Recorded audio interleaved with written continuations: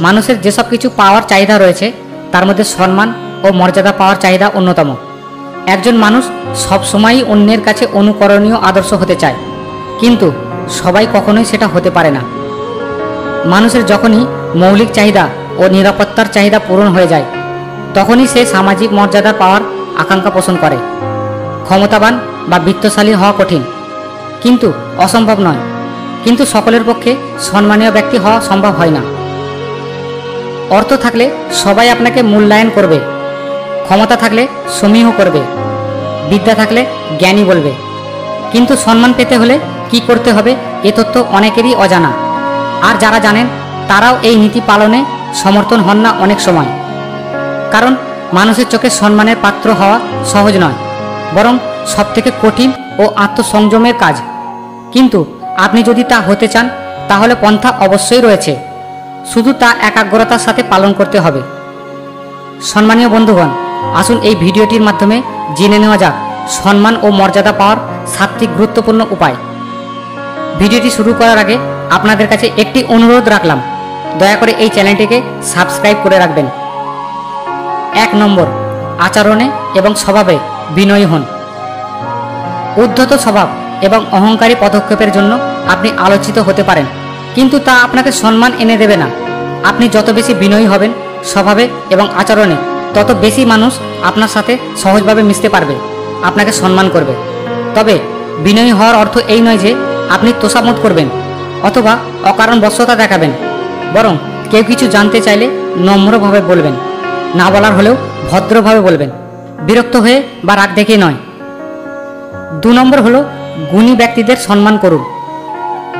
যাদের কর্মশক্তি প্রচুর, যাদের গুণ রয়েছে, যাদের কাছ থেকে আপনি কিছু শিখতে পারেন, তাদেরকে সম্মান করুন, তাদের প্রশংসা করুন।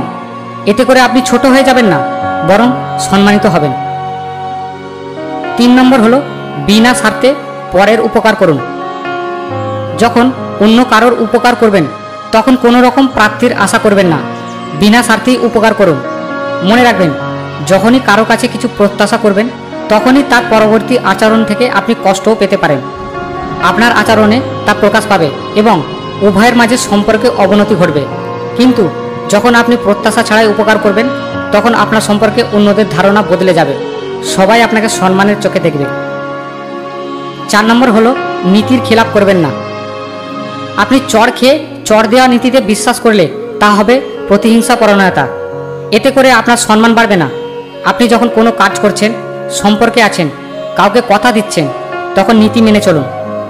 মাঝে মাঝে আপনি চাইলে অন্যকে অসম্মান করতে পারেন, তাদের গোপনীয়তা ফাঁস করে দিতে পারেন, কিন্তু তা যখন করবেন না তখনই আপনি অন্যদের চোখে সম্মানের পাত্র হয়ে উঠবেন।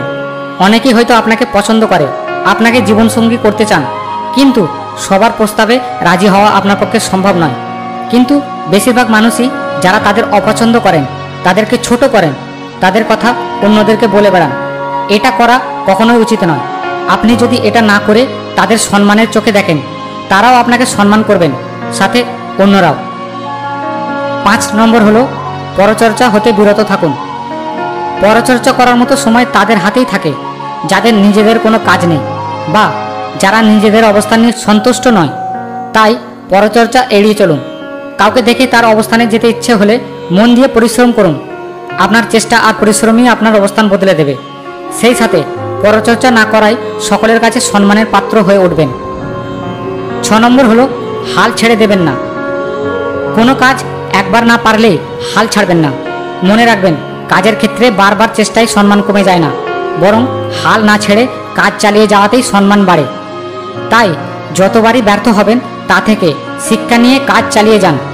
সকলেই আপনার অদম্য মনোভাবের জন্যই সকলের কাছে সম্মানিত হবেন। 7 নম্বর, শো অফ করবেন না।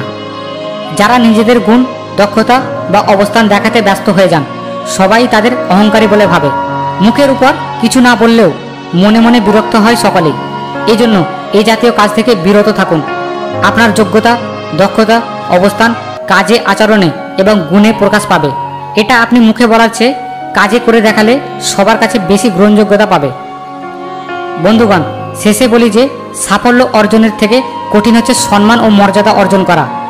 বাহ্যিকভাবে সফল অনেকেই হতে পারে, যেমন ঘুষখোর কর্মকর্তা, ভেজাল ব্যবসায়ী, দুর্নীতিগ্রস্ত রাজনৈতিক নেতা, এরা ক্ষমতার দাপটে চললেও কেউই এদের মন থেকে সম্মান ও মর্যাদা দেয় না।